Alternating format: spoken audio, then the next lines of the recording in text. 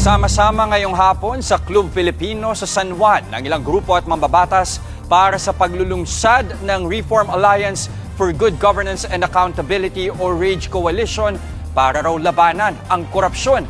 Present dyan ang bagong PDP President na si Davao City Mayor Baste Duterte na muling binatikos ang Administrasyong Marcos.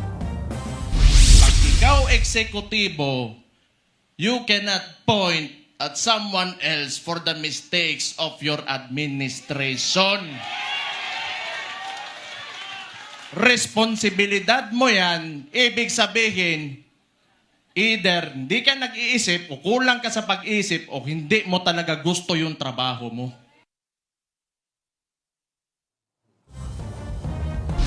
Yan ay kuha mula sa live ng Facebook page ni Anak Kalusugan Party List Representative Mike Defensor. Nagsalita riyan sina Senator Robin Padilla, Senator Bongo, Congressman Leandro Leviste at Congressman Paulo Marcoleta.